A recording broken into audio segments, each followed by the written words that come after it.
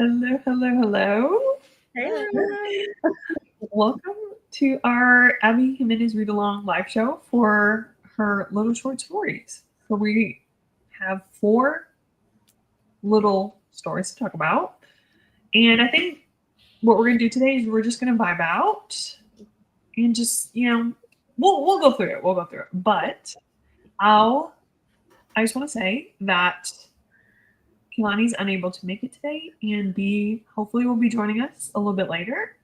So if you two amazing ladies want to introduce yourselves and maybe talk about like your reading experience with the stories, and then we can kind of dive a little bit more into each one separately. Okay, perfect. Yeah. Hi everybody, I'm Dana. You can find me on YouTube at Dana Ella and Instagram at Dana Ella Reads. Surprise to nobody. I enjoyed my time very much with the stories. Abby is like, she has me eaten out of the palm of her hand, I think, in dang near everything that she does. And I'm not mad at it, Like, I just enjoy my time. I laugh, I cry, I give 5 stars, Like, it's Abby. Hey everyone, it's Tara from Tara Talks Books. You can find me everywhere with that. Instagram, YouTube, Goodreads, all of that. I really enjoyed all of the short stories. Like I said, Abby is she's so good at like a long book, and then she's just excellent even at a short book. I'll read anything she puts out. I just love it. Yeah. I agree. Hi guys, I'm Created here on my channel, but you can also find me on Instagram at She Dreams in Words. And I agree with both of you. Like, she's just so good at what she does. I don't know what it is, but she can write a story, whether it's in a few pages or a full-length novel. And I think we can all agree that we just wanted each of them to be at least 800 pages, Minimum. She really is a magician, genuinely. Like, and I think like Tara said, and you were saying too, Karina, like, being able to write full-length novels and hit it out of the park, and then to be write 22, 24 pages and also still hit it out of the park, like, that is talent. Like, that truly is talent. Like, I couldn't do that in any capacity, short or long, but wow. Did you all hear how she I was watching her Instagram, and she texts or types on her phone, and I was like, more props to her for that too. Honestly, like, I just could not. Yeah, I agree. Talented woman, right? Her brain. Her brain is braining. Exactly. 24/7. Hey, Clint. Hey, Clint. Ready for this? I'm glad to hear it. I give The Florist 5 stars, The Situationship a 4, and The Worst Wingman Ever a 3 star. I don't remember if I've read All Roads here or not. Gotcha. Okay. Those are good ratings, though. Yeah. Hi, Amanda. No worries. Amanda.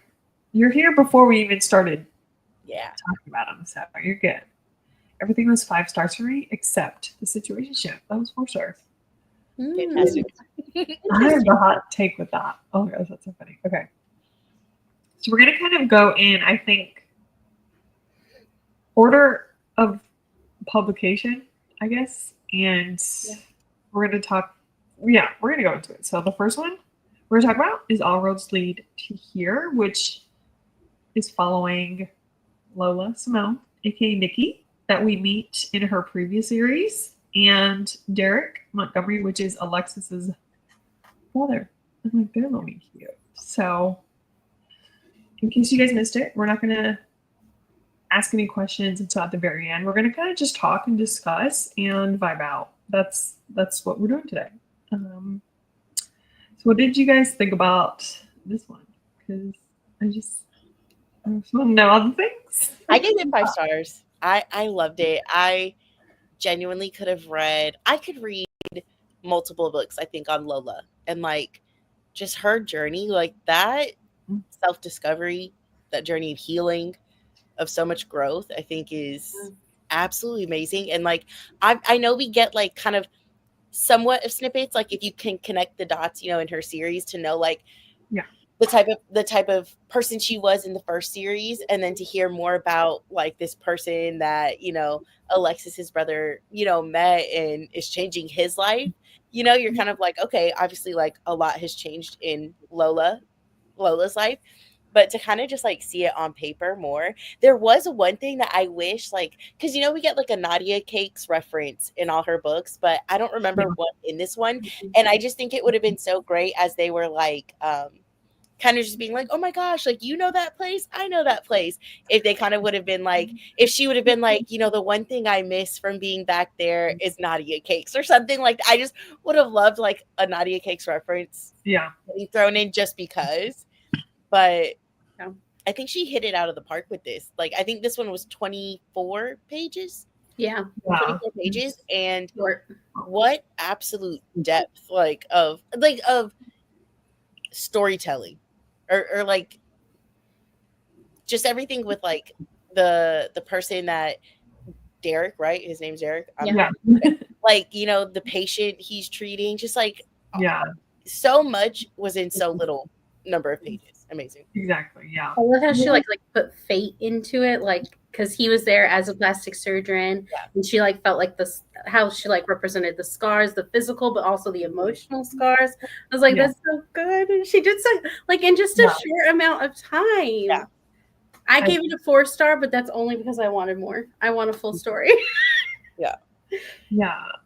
I loved this one. I loved it so much. I think I have an emotional tie. I guess I feel more emotionally invested because of the arc that we see in the growth of Lola as a character. And it was just so nice to kind of see her, you know, like her as one of the main characters, even though it was like a short story, and just her having her moment, you know, and because in the previous series, we only really saw her like in little snippets. So it was nice to kind of get, I guess, her at the forefront. Yeah. And just, I don't know how Abby, I mean, I know we're going to say this probably all the time, but I don't know how she was able to make me so emotionally invested. I'm like, we do know these characters, right? But it's like, how do you pull so much out of just like a short amount of pages? I don't know. Yeah. I love it. One of the things I really enjoy, because, you know, when we see her in the, what's the first series? Have you ever played, like, is that the actual Friend Zone series? The Friend Zone. I think it's just Friend Zone series. Okay. Yeah. Like, you know, when we see her in there, she's very much depicted as like a hot mess character. The crazy woman, the crazy ex, like, you know, a damsel in distress. Now, mind you, obviously, like, as that series goes on, we really do find out like what she's been through and the trauma that she's, like, snippets of the trauma and like why she is the way she is. But I love that, like, in this, we got to see her on the other side of that as like she's not a damsel in distress. She's the one saving. Like, she's the one going out there and like doing work, and like I love being able to see her on that other side, you know, and like kind of like how, again, there's going to be lots of spoilers here if you guys have not read the other Abby books. But, you know, in Just for the Summer, where we kind of see almost like a redemption arc for Neil, you know, kind of just like, no, he doesn't fully get it, you know, but like for her, it's like we get to see that like full redemption arc because she's put in so much work, and now she's like out there just, you know, she's not a damn in distress anymore. I think it was better for us to see, or like easier as a reader to see Lola, because Lola was, even though she was a villain, as we say, she was all like, she was also a victim as well of that, of like circumstances without her control or not within her control. So like, I think it was easier to see her get her happy ending than it was for anybody to see Neil get his happy ending. And he didn't really, so I love it. Sometimes that's just how life is, you know. I think she's she's good at kind of painting things in like a realistic light, Yeah. so to speak.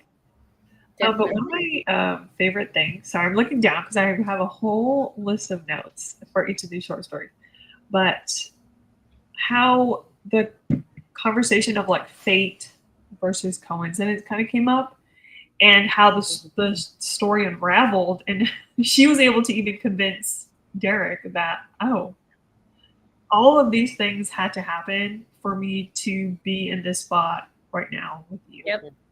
And can we talk about how the language that he decided to learn as a kid I love it. was perfectly suited for this like mission? I love that it took 4 tries. Where he was like, well, I kept going until it was a language I didn't know, you know? I love that it was like almost like spiteful towards his dad. Yeah. Because we know his dad from the Yes. previous, you know, like, and he's not nice. Yeah. I have the quote. Oh, yeah. Here. Just when he's talking about being spiteful to his dad, he tells Lola, when you have so little control over your own life, even the small choices made in a loophole are precious because they're the only ones that are truly yours. Mm-hmm. I just thought that was powerful. It's a beautiful quote, and it just goes so well also with like Lola's story, how she had no control for so long, you know? Exactly. Okay, so Clinton said he did read it and give it 4 stars. Okay. Amanda also loved All Roads Lead to Here. It totally hit me in the feels. Yeah. I wish all the novellas were novels. I know. I would love if she put all her novellas into one bind-up. Oh, that'd be cool. Yeah, that would be cool. I'd like that. We're including it to the correlating book, but there's so much like crossover, I feel, with the characters that it could be difficult. That would be nice. Yes, Abby's a master at putting emotions into very few words. I agree. Hello, guys. Hope we're having a wonderful day. Rachel. Thanks for joining us. Hope you're having a good Sunday.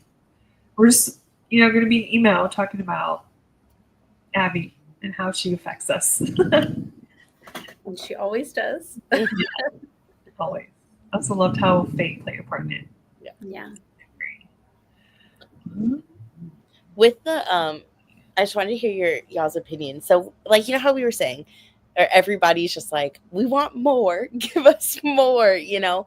I would love to see kind of like if we ever did get like that full length story for like Lola and Derek, you know, but I would have loved to see one day like her being able to do music again on her own terms, like in a way that like fed her soul and like allowed her to be creative, but use it in a way that she wanted to, because she was a pawn for so many people.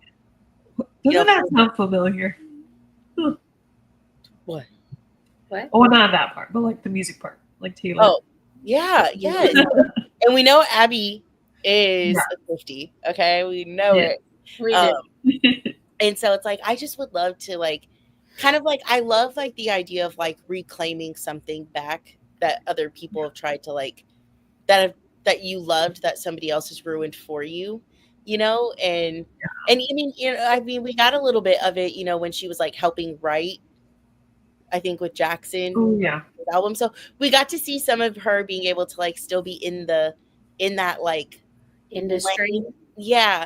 But I would love to see, because like they all talk about like how beautiful her voice is and all those things. Yeah. And like it's like I would just love to be able to see her one day be able to like reclaim like that love and joy and talent that she has and using it in her the way she wants and to support the things that she loves and not be, you know, taken advantage of. Like, you know, that'd be amazing. Yeah. Abby, give us a book, please. Yeah. I also love like Derek, you know. She like no one knows who this guy is. He just shows up 2 seconds ago. His luggage is lost. He is dressed for Minnesota weather and not the freaking jungle. Yeah. And he already has a nickname, Big Red. And how like on their short little walk to, the women's home, she kind of learned about, like, they learned about each other, but he was still able to surprise her with how gentle he was with the patient. I don't know if you pronounce it Chaya, but like he asked for her consent to like actually help her and stuff, and like he was so gentle, and I don't know, that just it just makes me soft and giddy. Yeah. It's almost like Jacob and his bedside manner. Was it Jacob? Yeah. Right. Yeah. Like they just both have that gentle bedside manner for like skittish patients, especially in that situation. She's obviously been harmed by somebody, and then exactly, and then like for him to come in and kind of be probably, if his nickname's Big Red, he's probably very tall, this imposing figure, so it's just so sweet that she shows just how gentle he can be. Yeah.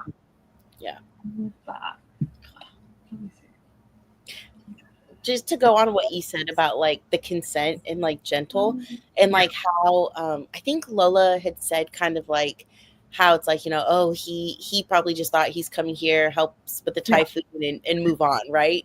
And I think just like, obviously we already know this, but it's fun to see things like actual, like had the evidence to back it up of like him being just a good-hearted human, of just like how easy he was able to like take in just like listening of like from the obviously a women's shelter, like a man did this, she's in fear, like and it's just like he was able to so seamlessly to where it's like he didn't have to get coached on what to do.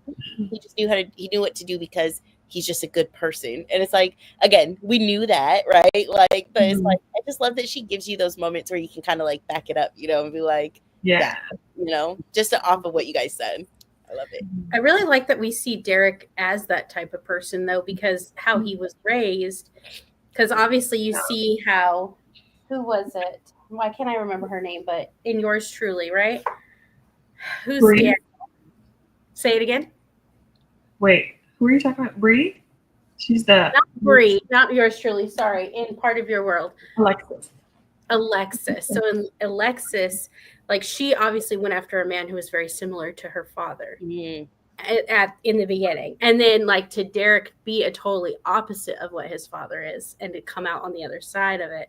Like it's good to see that she did the character that way, and so that he wasn't this, jerk basically. Yeah, because he's very well could have easily gone that way. Yeah, what he saw. It's kind of interesting, how sorry, my allergies. We'll talk about that. Shortly, I'm sure, but I love it. Alexis and Derek like turned out so differently from their parents, especially their father, who was like so controlling and so like kind of a misogynist, it seems. Yeah. And like how did they turn out so different? That's such a great, honest, like what a great question, because even the mom, though, she really did not like stand up for them. I mean, obviously, like she was going through her own things with that man, like her own cycle of abuse there. And all around not a good person, but he was like a businessman, so like his business was everything. And his family was just there, part of his business. So that's a great question, though. It's like how they came out, like just so, for lack of a better word, normal and compassionate, Passionate, like exactly. Because it definitely wasn't shown based on their home life in Part of Your World. Like, you get that from Alexis, but just get such well-rounded kids who are wildly talented and successful, got money, more money than they know really what to do with, and just great humans. And still actually want to help people instead of taking advantage. And I think that's what Lola saw in Derek, is that he was genuine about helping people instead of like, oh, people will just come for it to look good on their resume, because that was definitely first impression. She's like, look at that watch, he's not dressed right, he's just a tourist here, he's not really here to help. And then as they walk, she starts to understand why and what's happened. Yeah. I love that he knew who Jackson Waters was, but had no idea who Lola Simone was. Like they toured together, they dated. Like I just love that. Like he was like, oh, like you an influencer, like you got a good Instagram, like yeah. I wonder if she looks different because potentially she could have been like had her hair dyed and like all this like different persona because of what she was forced to do. You know what I mean? Yeah. So she might look just more calm and, because she's in a place where she loves. Every day. Yeah. Oh, I'm sure. Because, I mean, you got to think the way healthy.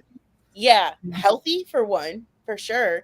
I mean, but also like the way that they described her in the previous series, is just being like that Hollywood starlet, and like the images the tabloid puts up of like old Lindsay Lohan, old Britney, old Paris Hilton, like those pictures that they would splash everywhere of them being like out one night with their friends, and like everybody has a bad picture, but that would be the one that we would see across the magazines in the checkout aisle, so it's like I'm sure it's like she looks, I mean, what'd she say, like she had a tank top on and her shorts and she had like a hat. Yeah, probably with the netting, I think, because the mosquitoes. Yeah. I'm imagining like no makeup. Yeah. Hair probably, I mean, whatever highlights she's had that have grown out. You know what I'm saying? Like she's just, I'm sure, looking vastly different. But I just love though that like he didn't know. That he could not connect those dots. On his own. And even I think I love the moment where they finally get to the women's shelter and Lola's like, oh, I'll get you a water and like something to eat. And he's like, I'll take the water, but I'm not going to eat until after I see the patient. I don't know. That just like, that just made me happy because like, that's what he's there for, instead of it just being a job, like he genuinely cares about people. Yeah. I like that might not sound like a lot to people, but I feel like that, like, it's like the little things that really show what kind of character you have in certain moments. I think it meant, like you said, it might be little, but I think it probably meant the world to Lola. Yeah. Yeah. See that somebody else is there who genuinely wants to see good and do good for other people, even at their own expense or sacrifice or something. So, but like you said, sometimes those little things are like the biggest things to somebody's character, Mm-hmm. I love how, like, is it Chaya? Like she goes and looks in the big mirror after she's just like, because like the whole time Lola or Nikki was expecting it to be not great, and he's like, this is what I do. Like the best plastic surgeon in the world, if you believe. If you believe the magazines. If you believe the magazine, I am that guy. Yeah. Love it. He's like, I'm not tooting my own horn. The magazine say that. It almost felt like that moment with, her seeing how he helped Chaya and like giving her like barely a noticeable something that will eventually turn into, something that you can't even really see from far. Like that kind of translated into Lola and how her scars and her kind of trauma and stuff, she's still can heal from that. And, I don't know how to like articulate that, but I hope that makes sense. It does. Yeah. I think it was very much her being able to see herself in Chaya, with like having suffered from the hands of men, and like that maybe she doesn't have the physical scars for other people to see, but Lola carries the weight of what she's been through. And just, I think too, I also love like how he had so much care and he took his time.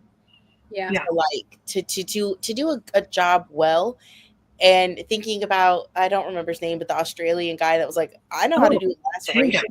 Like, what an ick, first of all, ew.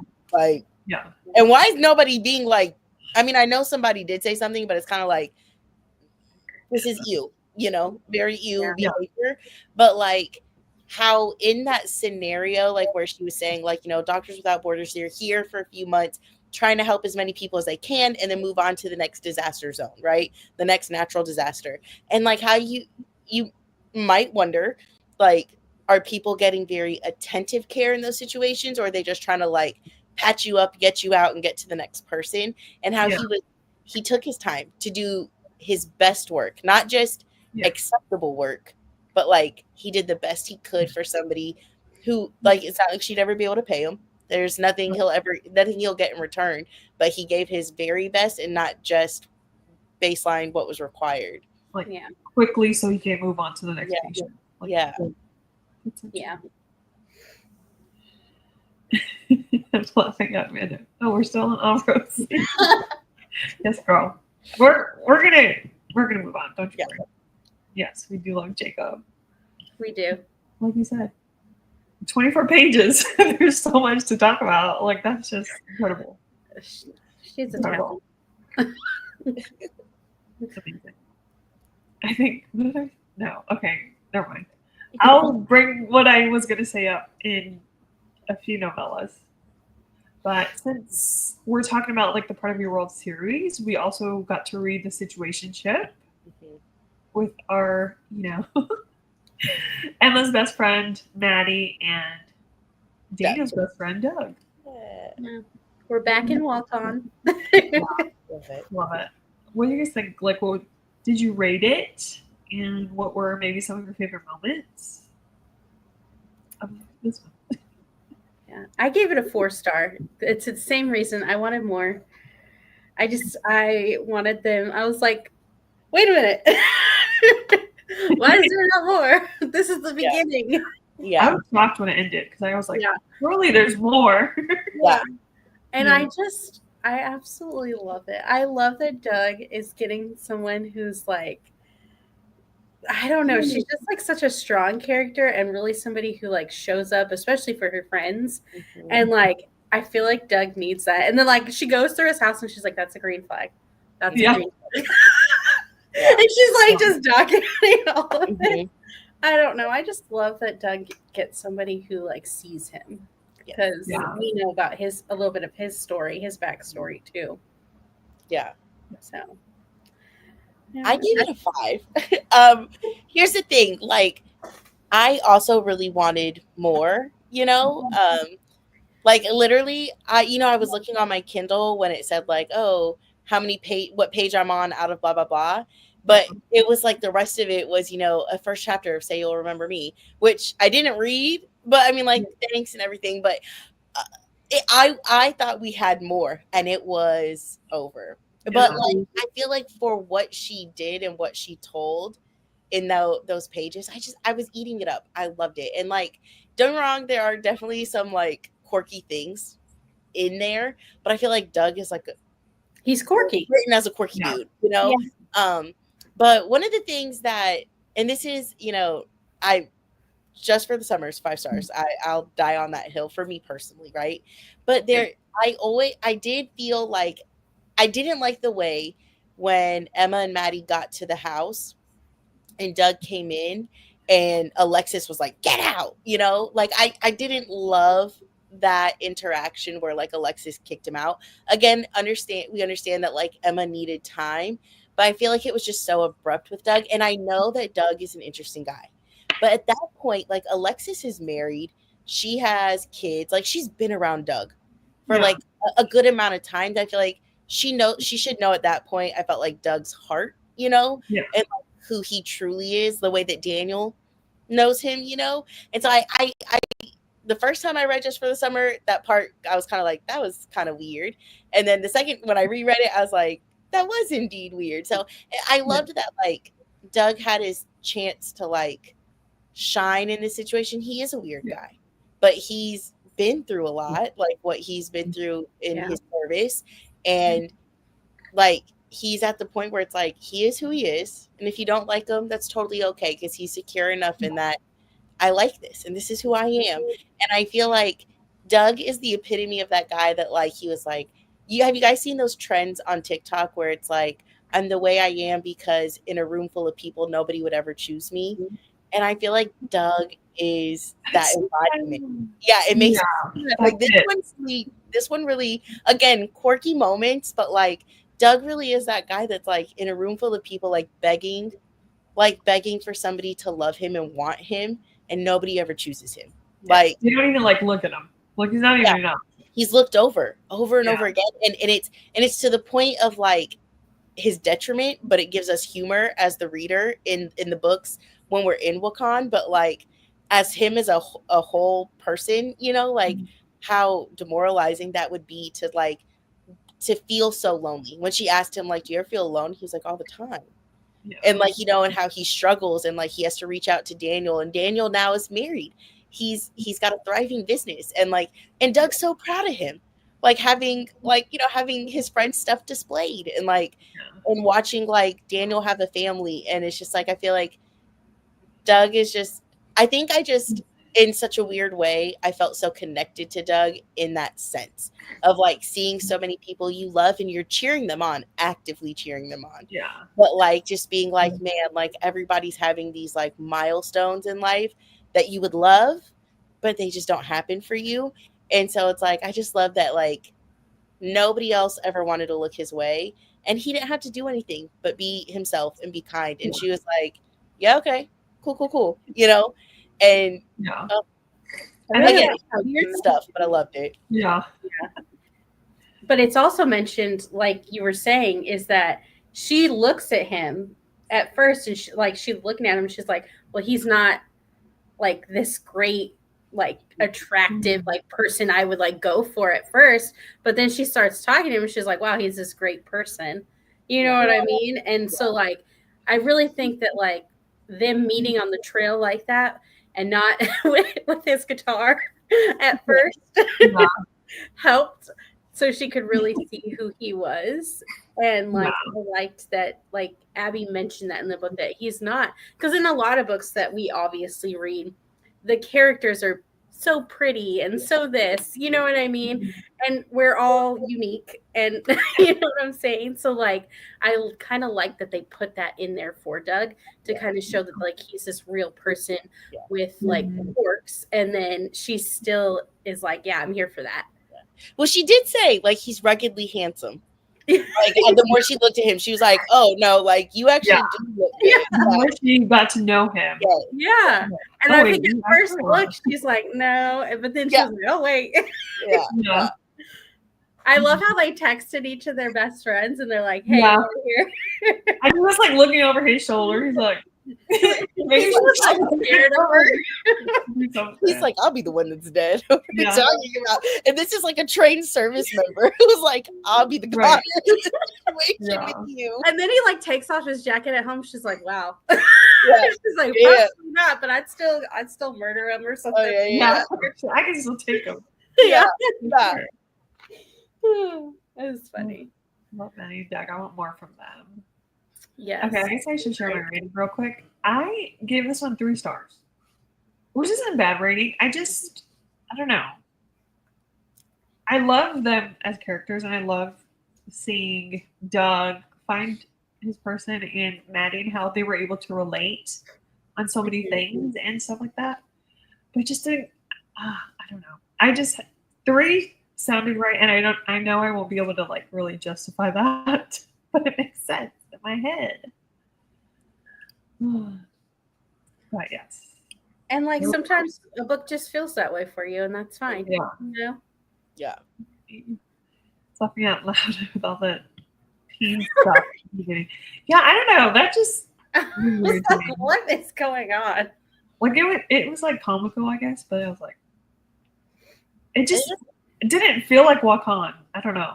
See, it did feel like Wakan to me, because Daniel talks about how the kids like do pranks, and how it's like that's really the only, he said it in Part of Your World, and it wasn't like a big part of the story, but just about how like they don't really have crime, it's just kids vandalizing things. Yes. And how Doug was like, yeah, this has been here for forever, like it's a rite of passage basically. So I feel like it definitely didn't have like give you the feels of like the magic Wakan, but like it was like, it very much I think tied into the Wakan that Daniel described in Part of Your World about like there's magic here, but it is like a small town where kids are still kids, and that's like the most we really have to deal with. But I think it did maybe go on maybe too long, you know, in the story, but I think it to me it hit with the Part of Your World matched up. I really wanted to try his grilled cheese. Oh my god. Like, that sounds delicious. I could hear when he cut it, you know, like it was oh, the crunch. That's gonna be it. There was a couple quotes that I had after you go through these. So sorry, go through the comments. Okay. I really wanted to see more of an emotional connection between Manny and Doug, which is why it was 4 stars, not 5. Yeah, I think because it was so short, you know, we didn't really get to see much expansion, but it was basically their meeting and not their relationship. So I can see that. And I think she says that in the beginning. I think that's an important thing to point out, that she says where they began and not the reality of their relationship. Yeah. That checks out. I was rolling when they were looking for the male parts on things. They were the perfect ones to have that kind of conversation and adventure. Yeah. That's true. It's true. Hi, Stacy. Loved that More Than Words was her favorite song. Definitely caught that right away in Just for the Summer. Yeah, that's the best part. She's like, my favorite song. Yeah. It's the only one he knows how to play. Right. And talk about a perfect match. Honestly. Also love that Abby noted that he had acne scars, and I think it was crooked teeth. It's okay not to be perfect. Yeah. Like not conventionally attractive, but he's still this amazing guy. You know what I'm saying? Like, it's not all about looks. Exactly. Hi, Liz. Hi, Liz. On the tube, almost home. So sad to be missing this. Okay. Thanks for hanging out with us for a little bit. Glad to keep you company on your travels. I love Doug so much. I just wanted to hug him. Yeah. I agree. Give the Situationship a 4-star. Didn't hit as good as All Roads for me, which is 5 stars, but still love the writing because it's Abby. Yeah. Because it's Abby. Exactly. It also says she had dragonfly jewelry on. Love that tie. I did not catch that. I didn't either. I didn't either.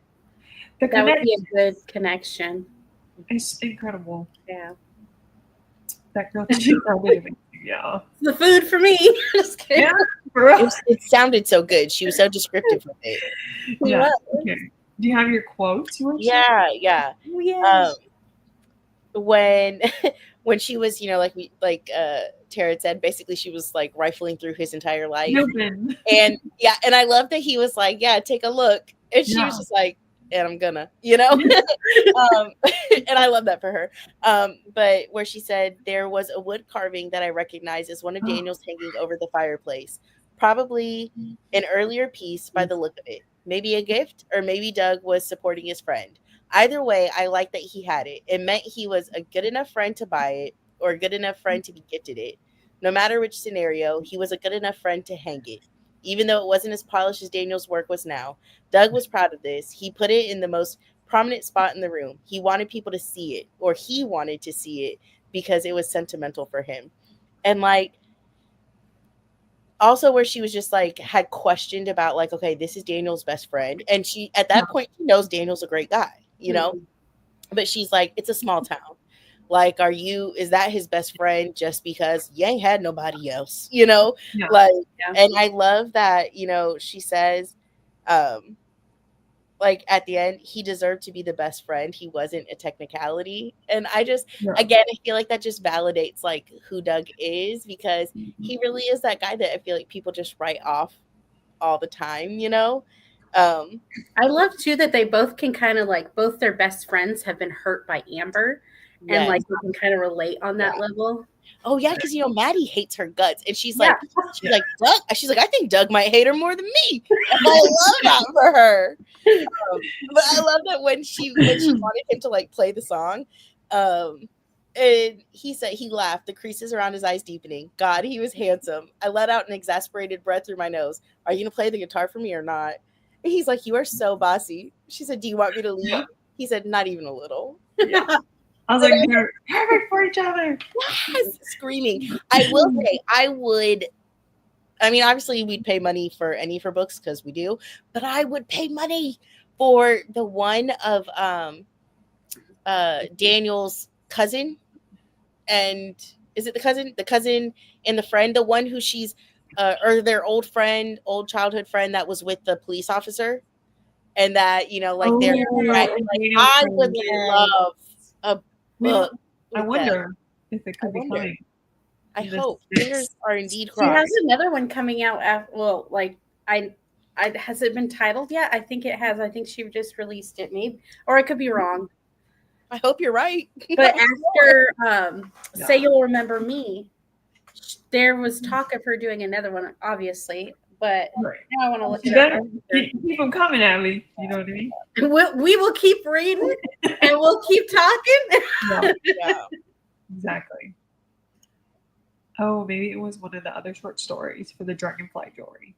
I honestly think it would make sense in this one, though. You might be right. Yeah. Here, I have the Kindle here. I'm gonna do a word search of Dragonfly to see if anything pops up. Also love that Doug sang more than words to Maddie, but he wasn't this perfect singer because he butchered it, but she loved it because he did it for her. I love that moment. And he really just did not care what anyone thought. He did it for himself, and she respected that, and I think they're the same in that way. Yeah. Like he was like, she liked that he was doing it for himself, that he enjoyed to do it. Mm-hmm. And like he was just like, I'm not good at it, but I like doing it, so I'm gonna do it. And I love that their banter was so, it was like stilted, but like it made sense for them. Yeah. They're both kind of quirky. Yeah. And also like their first time actually talking, other than when he came in and I was like, what's going on? And Alexis was like, you know, you need to leave. Again, with reason. I just feel like it was a little too rough, you know, but that's fine. But like that's the only interaction she'd had with him. And you know, like, and the way that they talked about him, she thought like, oh, you must be a creeper. Like there must be a reason as to why, like, you know, they don't want you around us. Like, but I also did a look and there was no dragonfly in this one. But it would have made I would have made sense, right? Yeah. Maybe those all roads lead here. I don't know. Maybe so. I'm gonna see if there's anything else on my little notes. Oh, okay. The one thing that made me laugh was when Doug fed Kevin a mini Snicker bar. Yeah. To get him away from Maddie. I don't know what it was, but I was like, a Snickers bar? Can they eat that? I love that he offered one to her. Oh, are you angry? Here's a Snickers. Yeah. When he was like, oh yeah, you remind me of, what is it, like Russell Crowe. Yeah. She's like, you're kind of angry. You're beautiful, but is what he said. She's like, yeah, that sounds like a compliment. Oh gosh, you missed that, Liz. The scavenger hunt. Oh yeah, the like mural of it. I was like, wow. And they were like, why do you think it was green? Like, because I think they ran out of the pink or whatever. Yeah. Any last thoughts about this one before we move on? Oh, okay. I do want to talk briefly about how when Maddie removed his splinter, he was like, I thought you were going to be like rougher or something. And then she's like, I can be soft. And he's like, I bet. And then they made eyes probably. I love that she was feeling the tension and she was like, I can't look up. I can't look up. Like, it's like, I know what that feels like. Mm-hmm. I mean, it's been, in my head, I feel like I know what that feels like. She was building she had a little bit of tension in there. In a story that had, I think, maybe like a lot of like chuckles and just awkward moments. Yeah. But like, I feel like she was building that tension that you were like, oh my God, will they, won't they? And obviously we know they, do because just for the summer. But like, still. It's just the mood shifted after he played that song. Oh yeah. You know, she had those hard eyes for. She was locked in. Yeah, the funny pet names. She is. So creative. You're so punny. I loved how Nettie said from now on, if you have any other medical stuff, you come straight to me. He's like, but it was just a splinter. She's like, for everything, basically. Yeah. And that, like, she wants to take care of him, like nobody else. Yeah. You know what I mean? Yes. Yeah. And like, she's like, no, you need the splinter. It's been like, what did he say? It was like 2 days. And she's like, why didn't you have somebody, you know? And he just doesn't ask for help. He doesn't. And she's like, I'm now your person. I have this quote, and then we can move on. Okay. But it was basically encapsulated that exact thing. She was saying, maybe I started to feel a little protective of him. This nice, unbothered, lonely man who didn't care what people thought and probably rarely asked for help, even when he needed it. I was like, that's Doug. That is Doug. Oh. Yeah. Another perfect match. Yeah. Another perfect match.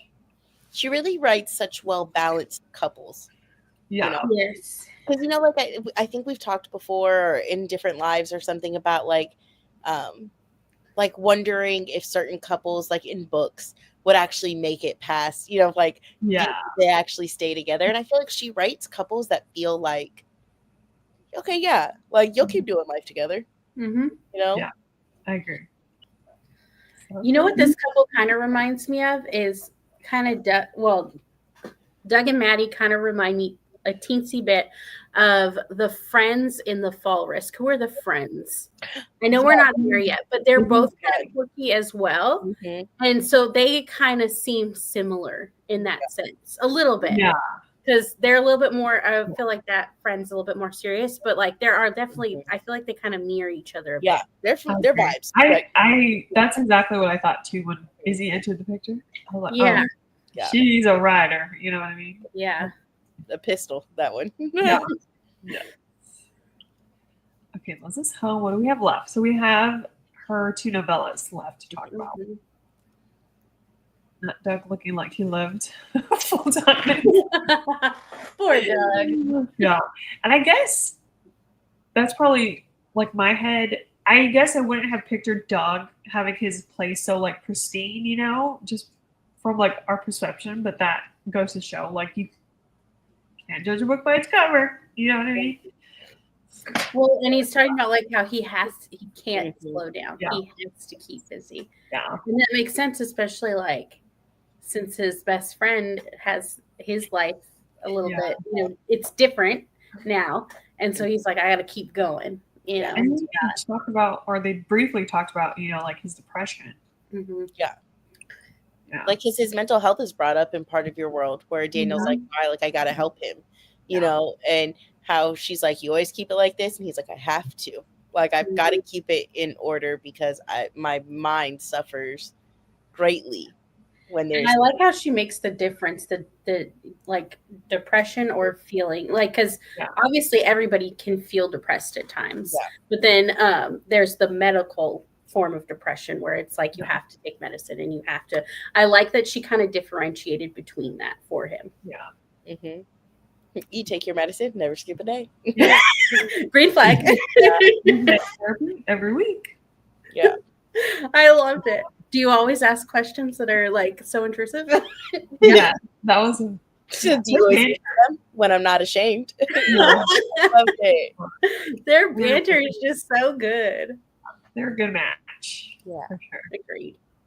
All right. So now let's move right on in to Worst Wingman Ever. What were your thoughts and ratings? What do you think? 5 stars. I cried. This was a reread.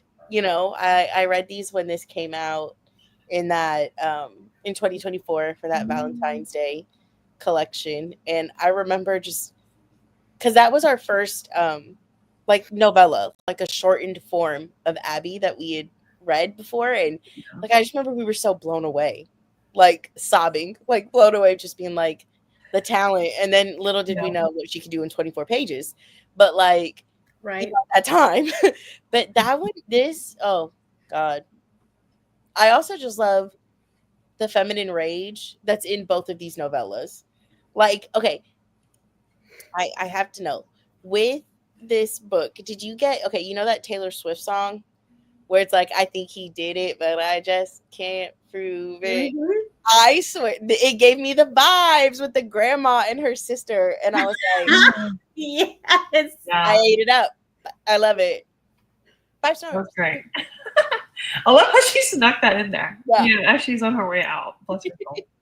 She's like, by the way, FYI, this is what she you was need to know. really dropping some knowledge. Like Yeah. the quotes from the grandma. Mhm. Yeah. Wow. Incredible. Yeah. We'll get into it, but Tara. I think I gave it a 4-star, but I feel like I might bump. This is one that I was very on the fence about between a 4 and a 5. And I went to the lower route, but like it's definitely because I wanted to talk to people about it. And you know, sometimes when you talk, you get more, and you're like, so I'm not stuck. I'm like almost like a 4.5. Okay. Good. This was a reread for me as well, and I gave it 5 stars. I sent our little group a picture of the class, and I was like, "This is a reread." I forgot everything that happened. Yeah. Essentially, but it was just so good. Mhm. So good. So good. I definitely sobbed during this one. Yeah, Mhm. I think this was referring to the depression, like the 2 kinds that Abby was talking about in here. Yeah. The other one. The sobs I sobbed during Wingman Ever. Yeah. That was a sad one. I agree. I didn't read it recently. It's been a while, but the tears were full on for me. Right. Same. I think this was the second Abby I read and made me want to read them all. Oh. Yeah. 5 stars for sure. I just loved how caring he was for like this stranger. Like, because at first he didn't know who she was. Yeah. Like all the stuff, he saw her flat tire and he helped. Like, and then they would leave the little things back and forth. I love their meet cute with the he literally is the worst wingman ever. The no, yeah. Oh my goodness. I just thought So this was so cute. And that it obviously it's a bit hard hitting because of what happens in it with her drama. But I'll let you guys talk. I want to hear what you have to say. But I've been yapping a lot, so y'all take it away. I love this quote. It's about like kindness, you know, because kindness, like doing, it's kind of like what tied them together essentially. And I think this was her grandma when she was with her grandma, right? It says that's the thing about kindness. You never know how big the ripple is. How one little selfless gesture can make all the difference for the person who receives it. Oh my god, that made me so emo. It's a heavy. Yeah. It was Just so thinking good. about the book too is like this tiny gesture. He had no idea what she was going through, having to like basically, you know, be the nurse for, you know, her ailing grandma. That's basically, you know, the hospice nurse. And like he had no idea that she was dealing with that, and like this small thing that he could do, and like that ripple that it had. Like I just love it. Yeah. It was really cute. Even John, right? John taking that dog in that was abandoned. Like, what in the world? That was devastating to hear. Yeah. You know, and what was his name? No, I can't remember. Reefer? No. No, the doobies. The doobies. It was close. You were.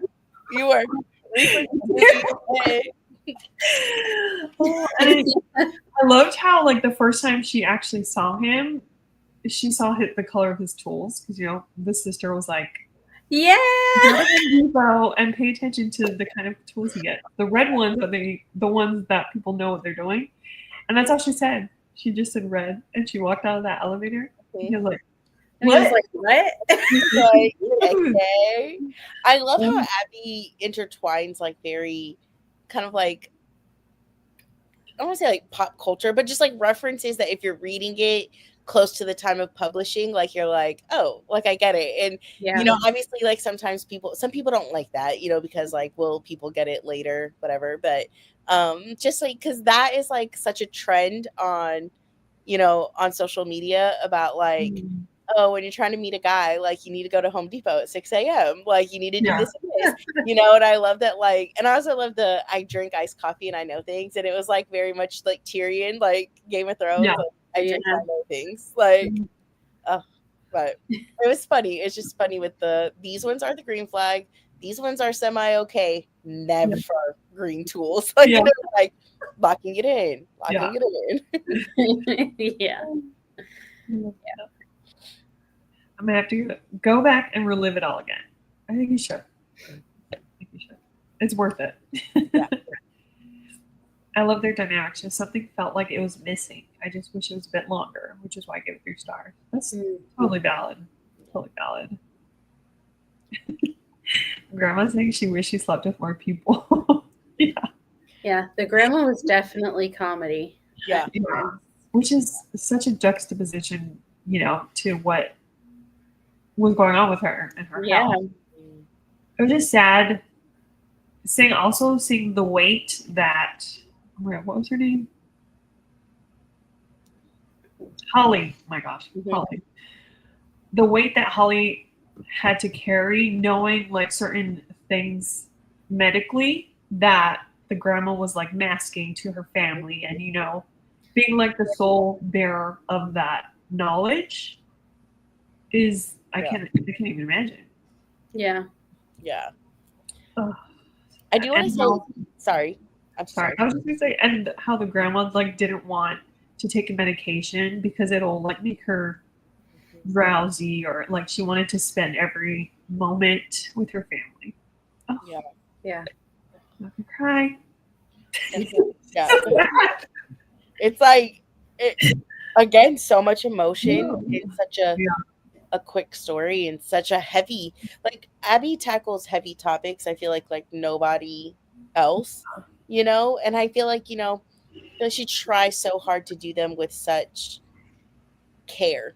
These things, but I did want to say to what Clint was saying about something felt like it was missing. I feel like because so much of their story was told basically in passing, and like it's like where stories, you actually get them like together more, like physically together, and theirs was more in those like acts of kindness and like acts of service, and just kind of I feel like she in this one, it was such a different take than like her normal things, where it's like it's more so like she showed you in their separate ways how they were just such good people, and how it's like of course they would work out, like of course they make sense together, like they're such caring people just in who they are as individuals. Like they would make like a great partner, but did you guys get emo when the grandma was giving the jade bracelet?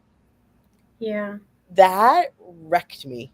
Oh my gosh. And she said, when she told her, like, come here, I want to give you something. I put my book face down on the table and made my way to her bedside. She slipped her jade bracelet off her wrist. Here, this is yours. My face went soft. Grandma, I can't take this. Grandpa gave you this. And she said, you can take it. I don't want to be buried in it. In fact, I don't want to be buried in any of my jewelry. What about your wedding ring? I said. No, people bury the silliest things. Why would you throw something like that away? Because it's yours. It should be with you. She shook her head. Let it be with someone who will love it. Sell it if you don't want it. Let it be a gift for a stranger. Things should bring joy. If these organs weren't 90 years old, I'd say don't bury these either. Donate them so someone else can live. And it's just like, what a amazing like outlook on things, to be like, no, like of course you can take it. Like it meant something to me. So of course like she would want her to have it. But I'm sure like, how you guys said with like her being, in her profession of like end of life care, like that she just knows like, oh, we're very close to the end. And it's just like I could not even imagine like having to be like not only going through that, but also like going through it in the way that you're supposed to be the person in charge, in a sense. Like, that's heavy, like you said. And then not only is she the person in charge, it's the person in charge that she, like, because she's used to being the person in charge, but this is somebody that she's obviously emotionally connected to because it's her grandma. So it's even like this other type of toll that she may not get on her other cases or her with her other families because she doesn't have that emotional connection that she would with her own grandma. So it's like all those feelings and emotions that she's having, and then kind of like you said, having to that knowledge and having to deal with it on her own. Yeah. And they even talked about it, right? Holly and her sister. She's like, I don't know how you do this. And she's like, well, they're strangers, essentially. And not in this case, but. Yeah. So it's a little bit different, but. Yeah. One thing that stands out, or like that I remember, is when John's brother, Frank's girlfriend, was so excited when he was finally like ready for that change because he just got out of a relationship, right? Recently. And he kind of like let himself get like caveman-y, facial hair grew, and he just didn't take care of himself, I guess, in a way after that. Yeah. But when he like met her and was like finally able or ready to, I guess, make an effort in the romantic sense, that he was ready to like change his image. And I just like that his brother's girlfriend, got so excited. She's like, I've been waiting for this day for so long. I love that they had talked about it when she was like, he's letting me do it. Yeah. And he's like, he's finally doing it. And he's like, y'all been talking about this? It's like, here, this is pillow talk for them. Okay? Yeah. You ready? Nah. I like a little levity to like something more somber. Yeah. I really like the quote that they had that like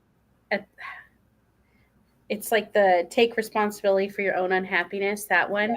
Yeah. And it's what kind of like brings them together, because she says it to him, not even knowing who he is, I think, at the time. Yeah. And then he says it back to her when he goes to the apartment to fix whatever needed to be fixed. And like that's what like you're like, what? And he sees the bobblehead, right? The bobblehead, yeah. He's like, where'd you get that? You stole it? Yeah, this was just so good. And I thought like that was cute because he was like, she probably just put it, she probably just threw it in the trash. And no, it's like so important to her that she brought it inside. Yeah. Okay, good. Oh, good. Any last thoughts about this one? Tara, did you settle on a rating? I still think I'm going the 4.5. That's good. That's good. Good one. So good.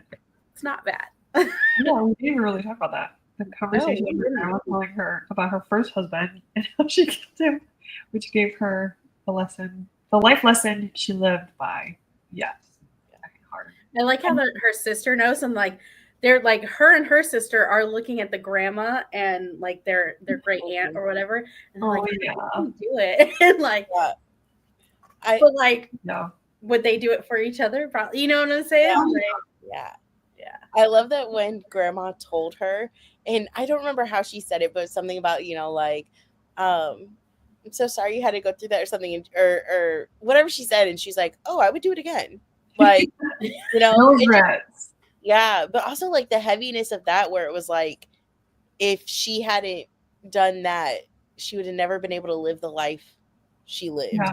And how she's like, I never spoke his name in the 50 years I was with your grandfather. Like, he was nothing to me. Like, and just like, ugh. I just love that she was just like, yeah, like I did. And my sister helped me get rid of the body. Yeah. And it was just like 2 + 2 is 4. I killed a man. Your great aunt helped me get rid of the body. The sky is blue. Like, it is. Yeah. But she's like, I don't care who you tell. Like, she goes, she said, Lucy's never confessing. Like, and I won't be here to worry about it. So, yeah. I'm like, that's it right there. That, my friends, is a deathbed confession. Yes. I don't want to hear you cheated on somebody. That's what I want to know. Yeah. The things I want. Well, and just imagine how her life would be different. And potentially it could have been like it, based off what she was saying, it was either like her or him. And she was like, no, it's not going to be me. I'm not going to be the victim. Like you said, if you don't love your life, change it. Yep. She She sure did. She did. Okay, so let's talk about our last short story, The Walrus, the most recently published. Yeah. What do you think? Ratings, thoughts, whatever you want to. I gave this one a 5-star. I think it's my only 5-star out of the novellas. What? But I just loved it. I'm trying to find the quote I saved because I just love it. It's on my Kindle. Slim Shady, that's all. 5 stars. What was your review? That's it. I don't need to know much else. She said live show over. Yeah, and we're dead. Mic drop. Just kidding. I love at the very end. So this quote is at the very end where they're like moving in together. But she says, Slim Shady definitely needs another adult in the house. And I'm just glad I don't have to take care of my plants anymore. Me too. It was hard to watch. I gasped. I'm just kidding, babe. Those plants should have tried harder. That cracked me up. I love it. I love it. I love how she just intertwined the comical, like the fun, the humor, with the seriousness of this book. Yeah. Because obviously it deals with a topic that is very serious. Yeah. And I just like that she intertwined it. And I felt so bad. Now I can't think of her name. What is the main character's name? The girl. Charlotte. Yeah. I just like how her life was completely torn apart, and like she was not even who she was 2 years prior. Like it just showed how much she changed and how much like this affected her. And then to kind of have no recourse. No, there is nothing is safe anymore. Yeah. And like to kind of always be on your toes, always have to like be vigilant. And I like that kind of what they did at the end of like she got that freedom. Mm-hmm. Yeah, I think she had to do that. Like what she ended up doing, like I felt like if she didn't, she knew the life she would have to keep living in the cage that she had, Mm-hmm. and just living in fear and constant anxiety. Like I would not be able to sleep, I don't think. No. I love she like hadn't had a good rest. She had to move so much. She didn't work in an office anymore, and like he just was always there, and like there was nothing she could do. Nothing until it took further, and it's like, how is that helpful? Yeah. So. To no surprise, I gave it 5 stars. No one's shocked here on that, right? But I love the connection, though, to the worst wingman, like how we're at the apartment complex that John and Holly live at. Like, I thought that was because, like, we're so used to looking for Easter eggs and the other things that she writes. Yeah. Like, I just love that, like, these two at least are connected, in some way. But yeah, I mean, like you guys, said, like the anxiety and the fear, like constant fear, just being like, I know that he's gonna come back at some point.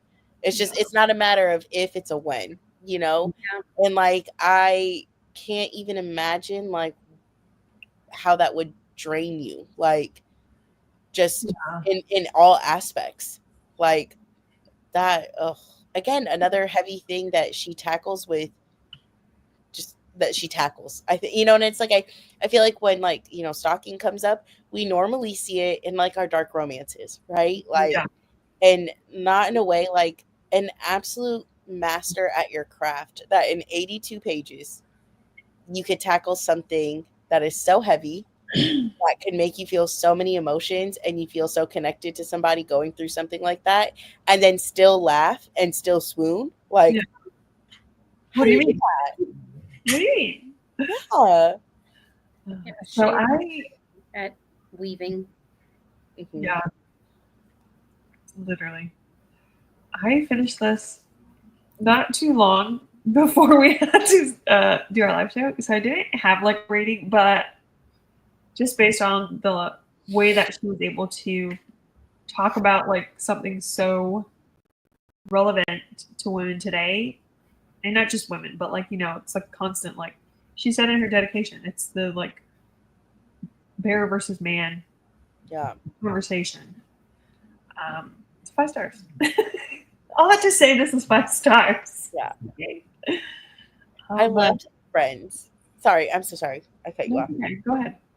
I was just saying, I loved the Friends and like how her friend, like when she said, like that's like those red flag men are not your type. It's what you feel like you deserve.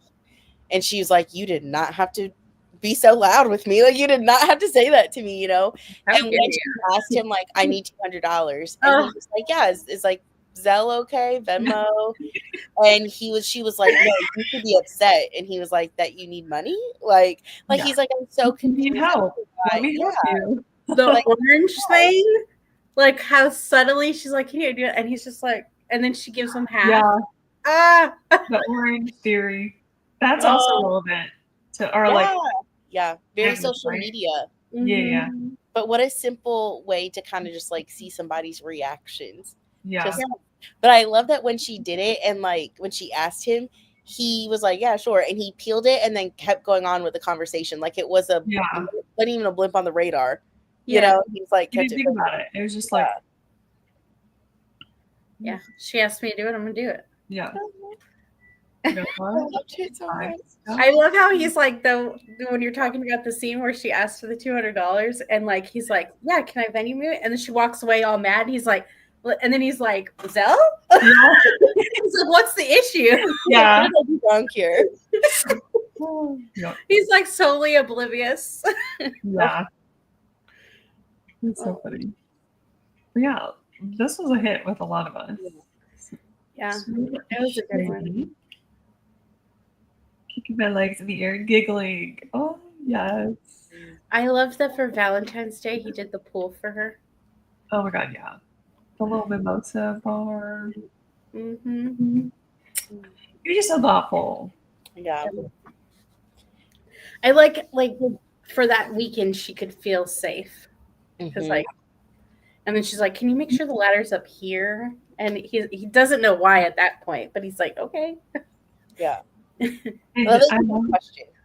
Yeah, exactly. That made me the Valentine thing reminded me how Izzy and Gabe were already like doing whatever they were doing, and when he called Gabe, he was like, you can't tell Izzy, or Izzy can't know about this or whatever, and she's like, you know about what? Like in the background, like, you're gonna tell me? Like basically. Yeah. Oh, wait, was that? Oh, am I getting mixed up with Izzy and Holly? I think that was Holly.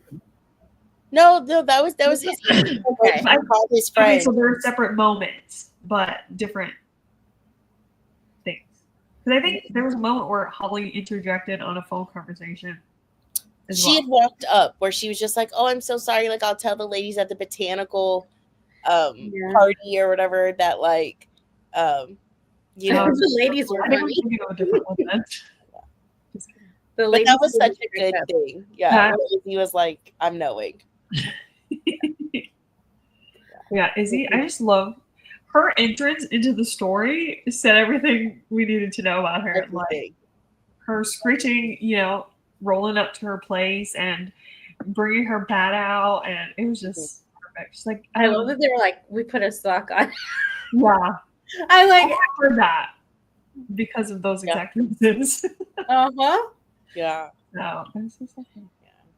I'd love to. Oh, those were also great. I was saying, I love like how this was so different in a sense for Abby, where it's like she chose violence, and I feel like there's so many, like I just love like the talk of feminine rage of like she was like, no, like I'm mad, and like this man has taken so much from me, and like how she was just like questioning herself, and Izzy was like, no, like I know what I'm doing and I trained you well, you are ready, like so you're ready, like basically like you're ready, there's no other conversation to be had about it. There was no other way to deal with him. Like he was stalking her, and he'd been stalking her for years. Like, so the only way like for her to get some semblance of her life back was unfortunately violence. Yeah. You know what I mean? And like, As a fan of revenge stories, 5 stars. Yeah. play Honestly, stupid games, win stupid prizes. That's what my husband always says. did he get that from Taylor? Maybe, I don't know. Just kidding. But it's interesting that Abby also kind of talked about. I wrote down this quote talking about George and how he should have been locked up, but they never do anything until it's too late. I'm like, what? That is such a obviously a conversation that could go on for hours and hours. Yeah. But I think it needed to be said, and especially with her tackling such an intense topic. Like, I'm glad she brought that up because that's crazy. Yeah. Because I mean, we talk about how real she is, and that really is. Yeah. That is real. That's sometimes how those stories end. And like, she's trying to bring her part of awareness towards it, you know? Yeah. So It's a good one. I just love her. Yeah. Sorry. Did you have something you want to say? No, go ahead. I did like the random tree facts. Especially the allergy one. My God. I did hear that too. So it was nice that she included that about how the trees that we have are all male. Yeah. Men are the source of the problems. Science. Science says. I'm just kidding. Perfect. Yeah. I love the puns too, or not even the puns, but where he's talking about the tree and the branches and that how she needs to like create this, you know, how they last so long, this certain tree lasts so long is because it connects with other trees. And like, I was like, oh, that's a beautiful way to say like, we got your back. These are people you can stay and we're going to be here to support you. Yeah. I love that. Oh. And I like how he knew, like, she was like, oh, like after the whole video came out, you know, that whole moment of panic, he knew she was like trying to leave like immediately, right? And he's like, no, like you have all the us here around you, so let us protect you, kind of a thing. Yeah. Yeah. Oh, so good. I just love all the names she gives each of the animals in all her books. They're priceless. They really are. They're the best. I also loved how their friends got together too. It was so cute. Yeah. Swim shady. Will you please stop swimming? Green flag that he sensed she wouldn't be comfortable coming into his apartment and met her in the middle. Oh my gosh. Absolutely yes. Like, yeah, because she went over there with the best of intentions with the coffee, and then she was like, wait a minute. What if he's just like, you know, this person? Like, yeah. Which is just like a result of her circumstances. Yeah. Yeah. It's very sad. And every time I laughed so hard at something, I had to tell Ray everything was happening. Everything that was happening. Love that. Yeah. As much as I loved all the novellas, this one was my favorite because of how much I was laughing during it. Yeah. We'll never forget Swim Shady. He never stops swimming. Never stops swimming. I love that. I also really loved the humor. Obviously, a lot of heavy stuff, but like the old ladies. Oh my God. And how he's like, why did you bring them? And he's like, they were so worried about you. He's like, you could have texted me. And when they were like, did you have to bring them really? He was asking the driver. They said, have you seen his six-pack thingy yet, hon? The muscles on his stomach. When did you see that? A tiny woman from the back asked. When he was lifting up Betty's tree to put it on that shelf, his shirt went up. Oh, I saw that. I counted 8, though, not 6. Seth coughed into his face. Well, have you? Dorothy asked me. Seen it? Not yet, I called. It's on my list. And he whispered out of the side of his mouth. It is now. I was like, that's it right there. And when she finally did see him, he's like, you've been begging for this. Like, I thought you were ready. And she's just like, yeah, she's acting shy. Yeah. Oh, that was really funny. I don't love it. Oh, so good. And how he also was like encouraging her to like paint her wall or decorate her space, you know, so that she's comfortable instead of always feeling on edge and not being able to really feel like any sort of peace. Yeah. She didn't have to lose her deposit because she would have to leave quickly. Yeah. You know, she couldn't repaint, she couldn't fill the holes, and he's like, I'll pay it so that you can be comfortable, you know. Oh, I'm just like, okay. Talk about spoons. Talk about the spoons. Okay, something else that Abby likes to put in her books, because I have it in a few, or at least 2 of the novellas, is how she talks about raccoons. I don't know if you guys have noticed, but in The Fall Risk and Worst Wingman, raccoons are mentioned, and not only in these, but her full-length novel, Just for the Summer. You know, we actually got a scene with them. You're so cute. Part of the World, yeah, it was mentioned in Part of the World, and that's off the top of my head, but I'm sure there's more. And no, I'll never let that go without jotting it down in my brain files. Yeah, raccoons. Yeah, I wonder if somebody's gonna get raccoon as a pet. No, I should have looked this up. My bad, Karina. I'm so sorry. No, I was thinking to myself, I should have looked it up before. Like, what does Abby love about raccoons? So I'm looking it up now. Okay, perfect. I love though that, like, you know how we were saying she is a Swiftie, and we know that like Taylor's the queen of an Easter egg, you know, and like a queen of like the invisible string like theory and how she connects everything. And I just love that Abby, you know, like Karina said, like the raccoon stuff. Just for the summer, that raccoon scene is just top tier. Yeah. I am obsessed with that one. But like, it's just, I love how she just, I don't know, it's that idea of writing in a universe that I just love. You just feel like you get to know them, and like it's homey, like you just there. I like when everything's like tied together in like even in the small ways. Yeah, I agree.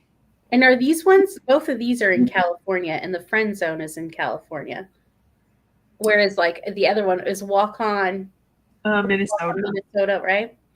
Yeah, so you kind of get like the 2 places where I think she spends probably the most time, because I think she's So I did Google. I don't know if this is true, because I think this is like the AI thing, but it says they represent fate or a catalyst for change in the protagonist's life, which I guess doesn't really mean anything if they're talking about raccoons and like the mess that they could make. So like actual raccoons, which does track for like Just for the Summer. Like that moment was right before a huge change in Justin's life, you know? It's interesting. I'll do a more thorough search, but I would love to find out though if she has a reason, or if she just like thinks they're super cutie, you know, like I feel like she probably does have a reason. Well, listen, she could convince me of anything. I mean, to be honest, I will say, I also want to say I loved how his friend was like, "Oh yeah, you've got like the lawsuit of the century," and how he's like, "I'm not suing John. Like John's a good man." Like I just love how like they were both just like, "Nah, we're going to bat for John," and how in The Worst Wingman Ever, how he was talking about how he's slowly winning people over. And like it's a slow process, but like people say hi to him now, and like it just to see like how far he's gone to where it's like like these people would be sequestered in their home for you, like it won't say anything, you know. I agree. And I'm like, the steps, like what a wild like premise, you know what I mean? Like she thinks of such interesting I was so confused when this book started. I was like, what is happening? What is going on? Even like in the beginning where it was like talking about stalking, I was like, is this Abby? Like I was like, I don't know what's happening right now. And the kissing cousins, oh gosh, not prepared. Was not prepared for that as well. We did have a disclaimer at the beginning of the book, which I went back and read. So there is a content like warning Oh, about it's stuff. Yeah. in the audiobook. And that's what I'm saying. It's like when I Yeah. pressed play and like it said it was like stalking and kissing cousins. I was like, is this Abby? What? I'm like, what do you mean? Kissing Yeah. cousins? I was wondering how that was going to play into it, and I'm glad it was like not related to. Right? I was like, oh gosh. Yep. And I loved the grandmas and their cookies. Oh my gosh! Yeah, They did not like that he got they her. were just throwing those. They were like, no. They're like, well, she was. Yeah. He's like, I don't like that language. She was. Yeah. They're like, I don't care. He said, I told you we don't. I don't want you to her like that. Like he was still. That's I feel like that shows his character. Like he's even though he obviously is not with that person, like he still doesn't want her to be like disrespected. I guess in a sense, even though he deserved it. That was a wild premise, though. I was like, what? 23andMe? Imagine a meet cute on 23andMe. Oh my god! And then their last names, it's gonna be Parker and Parker. When they said it's the same name on the invitation, I said, "Oh, please stop." Yeah, it had like I a was bird, like, a bird, and a bird symbol, right? Oh, This is cracking me up. Never. like, is I that mean, acceptable? Imagine having to look that up. yeah, imagine having to Google search. I was like, she had me cracking up then because like the wildness. I have something related to that kind of. Oh gosh. Information just regarding having to search. Okay, don't ask me how. Okay, but there's this page. Cause you know how Facebook has reels. Mm-hmm. Yeah. And obviously, if you keep watching these things, they keep coming up. Anyways, there's this channel, I guess, on like YouTube. I haven't looked into it because I can't even believe I'm admitting this. Anyways, I don't know what it's called. It really sounds so stupid. Okay, anyways, relating to this book specifically, there was a story of this person's like interviewing real people, like not off the street, but like not scripted. And there were siblings having a baby together, multiple babies. And they had to Google what states will allow them to give birth there. That's what made me think of that. I swear. I don't know if it's like, I think they might be half sibling. I don't remember because I was just so baffled. But either way, you have to look that up, apparently. I can't even tell you how that came across my page, but now they keep coming. It's not specifically for that. It's like That's the fall risk. I'm just kidding. crazy. Yeah. Anyways. Yeah. There's so much. Anyways, I was like, no, there's so much to dive into there. I know. Was too stunned to speak. Wow. Yeah. Like the implications of like DNA and like what that can mean for a child is like that's wild. Yeah. I think it was like their third one. Anyways, let's get back to Abby's crazy messed up. See, she had to have gone that from somewhere. He had to. He must Maybe have. you watched the same reel as Abby. Potentially. Actually, there's a story here. Invisible string. Crazy. There he goes. I guess it just blows my mind that things like that actually happen in real life. You know? Yeah. Sorry, Liz. I keep pulling this up, but I haven't gotten to say it. But may the real swim shady. Please swim up. I love it, Liz. That's amazing. That's a start it. I told Ray about Swim Shady and he cracked up too. It's just so good.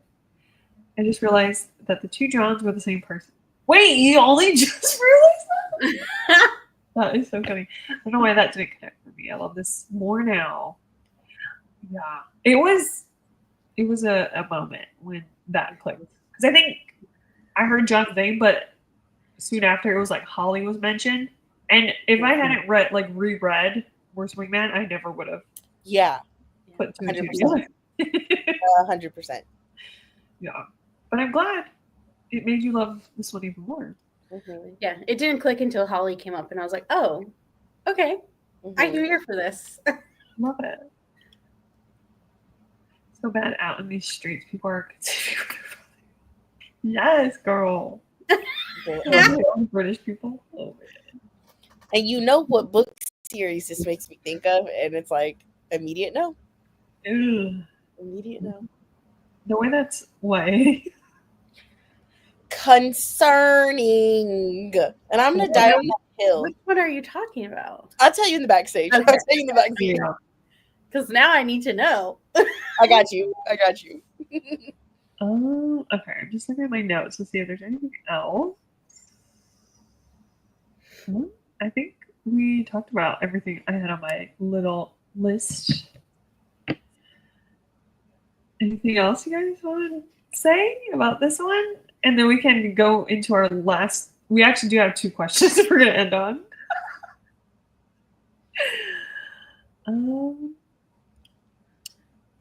I'll be singing Swim Shady's song for years to come now. It's a jingle.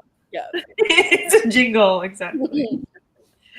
Okay, so we talked about how Abby's able to kind of balance heavier themes with humor, right? In like not even just her short stories, but her full-length novels.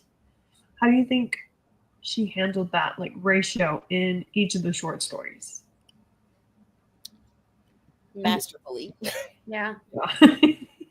She just does it so well. Mm. And to the point of like you don't even know like that she's like, it's just so seamless. Yeah. That's the thing, is like there's no abruptness to when you're learning about or reading about the emotional parts of it. And then it's like the humor doesn't bring you out. It just kind of like glides along. It's just so seamless, I think. And she just has a talent for that. Yeah. I think writing any book is a talent that I don't possess. Absolutely. Right? Same. But like the way that she does this, and you know, like we've said just about like bringing such heavy things and somehow making them relatable, even if you've never experienced certain things before, right? Like, yeah, I just feel like obviously she's a talent, but like the more I read from her, and honestly, it's like seeing what she can do with so little pages. I just feel like she truly is like obviously a talent, but she's like a generational talent. Like this is not normal. I don't think, like, to be able to do what she does and do it so well, like, and just like so much care. I think unfortunately a lot of times we can see authors like pick up a subject and people kind of be like, you know, I feel like you handled that very callously and like, you know, or breeze over it. Yeah. Not break it down. Yeah. Like threw it in just to throw it in, you know, and like I feel like she like just a plot point. She doesn't throw it in for a plot point. Yeah. Yeah. She just, again, I don't know, like I just feel like there's not many people, I think, you know, when she comes to the end of her career that are going to be able to say that like they put out rom-coms that were this, you know, or I just think she does it well, you know. I almost feel like, I don't know if she's won any awards, but I feel like her book should. Like, do you know what I mean? She's like, just because we notice it, but I always wonder, I was like, will her books live through like time? You know what I mean? And it's like an author that I feel like she should, because she does it so well. Yeah. You know, she should get recognition for it. Mm-hmm. I agree. Listen, she's so good at all writing.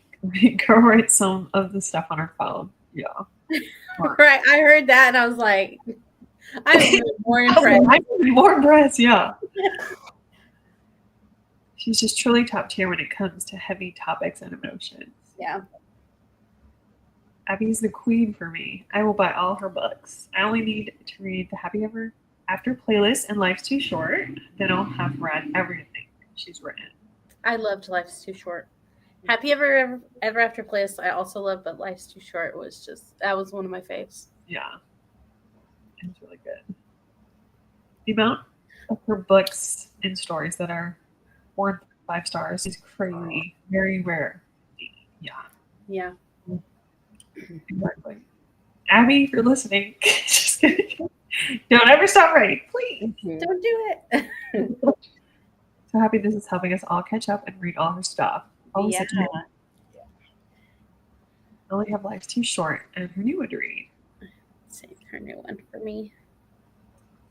Yeah, agreed. Okay, one last question to end it out. Thank you guys for sticking around. I know this actually is a lot longer than we had planned. But which short is your favorite? Which short story?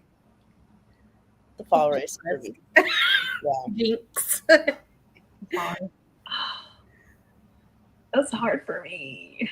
I feel like the fall risk or all roads lead to here. I think just because I have like an emotional connection with that one. Yeah. But they're also good. That makes sense because we get to see Lola Simone and we get to see her growth. I think that's what like is pulling me that direction for that. Yeah. That story. She's one of those characters we wanted to see again too. Yeah. Because of just how much of a role she played in the Happy Ever After playlist. Yeah. So and what we saw from her, poor thing. Oh, yeah. Heartbreaking. Yeah. I'm interested to hear your thoughts, Amanda, on that, all of that. Yeah. Can't wait to see where her writing goes as she grows as an author. Right. Her books would be perfect rom-coms. Yeah. Give Abby a movie deal. No. Right now. Honestly. Only if you do it right. If not, please don't pick it up. That's the worry, you know? Yeah. Like that. Yeah. Okay, the Walrus. I feel like, does she have? Maybe she doesn't. Who has like a movie coming out? Emily Henry. Emily Henry. Okay. Yeah. People meet on vacation. I know they're filmed. Okay. Or like. Sure. I feel like the same scope. Yeah, I really feel like they're comparable, so I wouldn't be surprised. I hope so. She ends up getting one. Yeah. We'll put that in the universe for her. Yeah. There's a cult following for this lady. Forest came off roads. Okay, good. We agree. The Walrus. Okay. Yeah. Yes. Speaking of, so Reverie, thank you for because we will be reading this and discussing it the first Sunday of May, which is the 4th at 4 p.m. on Tara's channel. So to end out. Oh. Readalong. Oh yeah. It's so bittersweet. Yeah. Because Abby just needs to keep writing. For real. I know. Karina, which copy did you get? Did you get the special like Barnes and Noble, or did you get the Target? No.